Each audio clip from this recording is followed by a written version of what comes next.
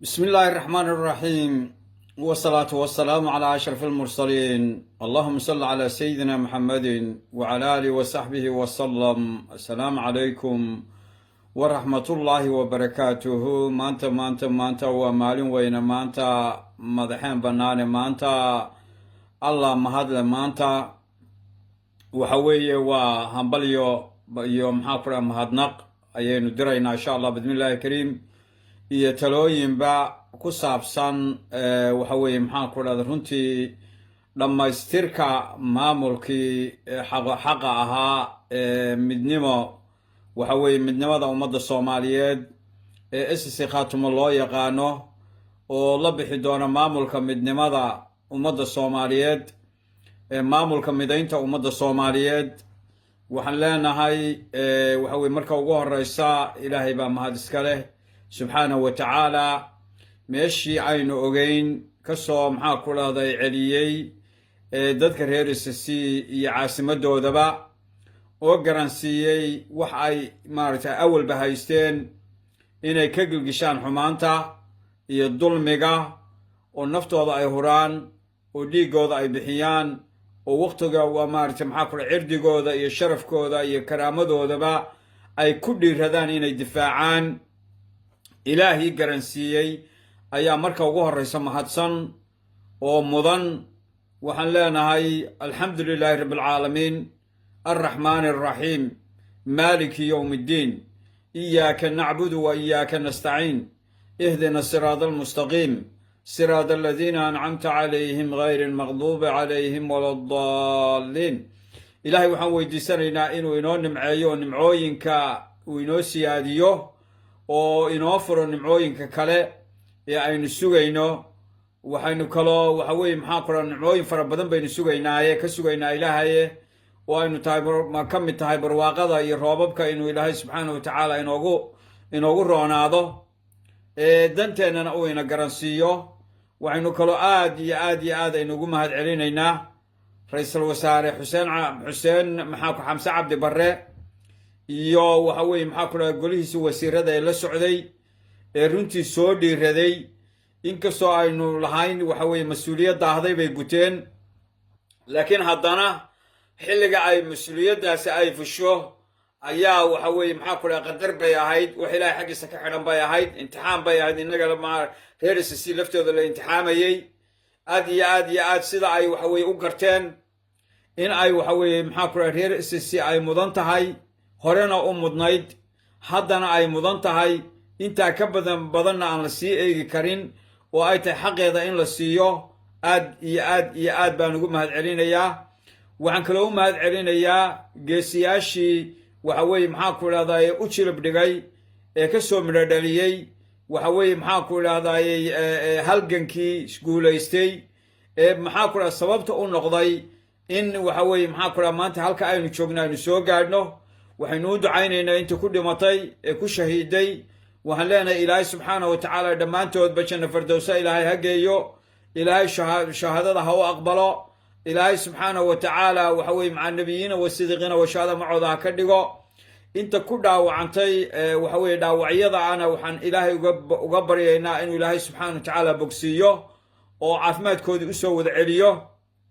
agoomaha iyo xaasaskii waxa weeye maxaa ku dhaha laga tegey iyo kuwa laga dhaawacmayna waxaan leenahay ilaahay subxaanahu wa tacaala bedel khayr qaba inuu siiyo dowladda SSC Khaatumo ee uu hogaamiyo maxaa ku dhahda Cabdulqaadir Axmed Aw Cali Firdhiye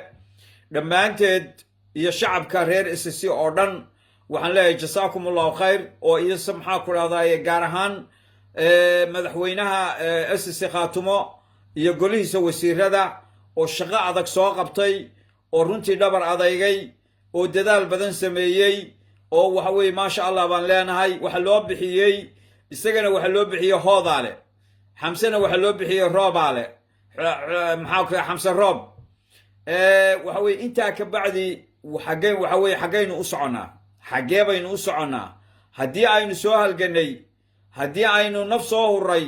haddii aynu dhaawacyo badan aynoo joogaan haddii dad badan qaar badan ay goomaysan yihiin haddii ilaahayna guuleeyey haddaynu maanta maamulkeenu dhisan yahay hadduu dhammaystiran yaho aqoonsigii haysto maxaa inoo hadhay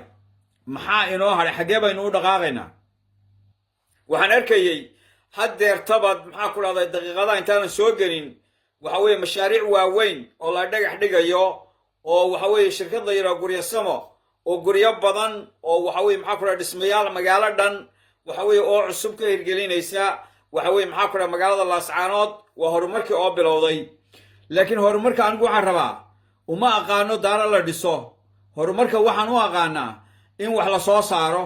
in waxa weeye waxaad cunayso waxa ugu muhiimsan waxa weeye maxaa ku dhaha waxaad cunayso inaad la soo baxdo waxaan boorinayaa oo aan aad iyo aad iyo aad aan u farayaa dadka wax haysta ama gudaha ha joogeen ama dibadda ha joogeene inay maxaa ku dhahda ay dhaqaale abuur ay sameeyaan oo wax soo saar la sameeyo oo waxa weeye maxaa ku dhahda wax beeraha la xoojiyo beeraha iyo xoolaha iyo warshadaha saddexdaas in la xoojiyo saddexdaas ayaynu u baahannahay inaan xoogga saarno waa beeraha waa xoolaha iyo warshadaha saddexdaa waxa weeye jaanib inaynu xoogga saarno waayo soomaalidu sideedaba meel kastoo ay joogtaba waxay taqaanaa waxa weye maxaa ku dhaha waxa guryo la dhiso huteello la dhiso waxa weeye daaro dhaadheer oo la dhiso war horumarku ma aha maxaa ku dhaha sidaas horumarku waxa weeye maxaa ku dhaha mashaariic waxa weye inaad dadku ay waxa weye maxaa ku waxaad maalka aad gelinaysaan waa inuu yahay wax maxaa ku dhahday ma garanaysaa maxaa ku dhahday dadkana anfacaya shay waliba guryuhu dadka way anfacayaan laakiin manfaca dhabka ahi waxa weeye waxa aad cunayso inaad soo saarto wey ilaahay subxaanahu wa tacaala dhulka faraha badanna uu ku siiyey waxaad ku noolaan lahayd inaad ka soo saarato oo xoolahaagii aad xanaanaysato oo warshadahaagii waxa weeye waxaa kuu samayn lahaa aad la timaado oo gacan bini aadan iyo maxaa ku dhaha meel kale wax lagaaga keeno aad ka maaranto taa weeye horumarka dhabta ah marka waxaan leeyahay sida ay sheegeen waxa weeye maxaa ku dhahday wasiirka maxaa ku dhahday waxaan filaya ganacsiga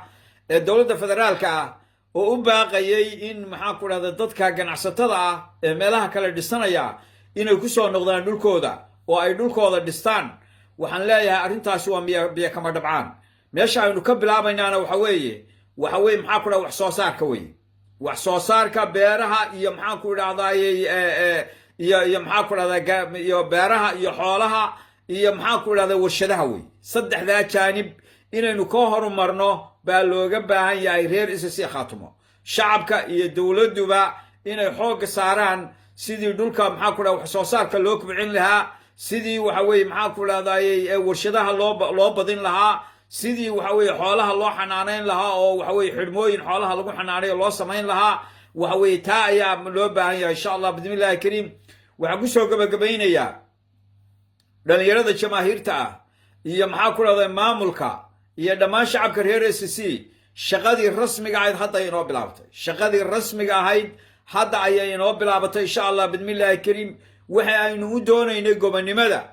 waxa weeye waxa aynu u doonaynay inaynu maamul noqonno waxa aynu u doonaynay aqoonsiga hadda laynaga rabaa waa inaynu tusaale u noqonnaa ummadda soomaaliyeed oo dhan maamul goboleedyada dalka ka jira dhammaantood waa inaynu tusaale u noqonnaa oo isku tashigu halkaa ka sii socdaa oo sida aan sheegay warshadihii iyo beerihii iyo xoolihii oo isku rakiban waa inaynu isla hadlo insha allah bismillahi kariim dhalinyarada waxaan leeyahay waa inaad maamulka ilaalisaan oo hareeraha iska taagtaan oo waxa weeye maxaa ku dhahda aad maaragtay taageertaan hiil iyo hoolba aad magaranaysaa ku taageertaan wixii leexdana in la toosiyo wey ma aqbalayno waxa weeye maxaa ku dhahda waxa soomaali ragaadiyey ee asaageed ka reebay ee aakhira iyo adduunba seejiyey waxa weeye maxaa ku dhahda madax waxa weeye ummad madax ka nool ah madax la caabudo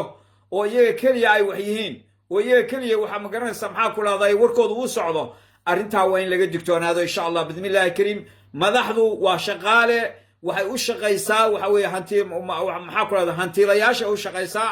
hantiilayaashuna waa dad shacabka wey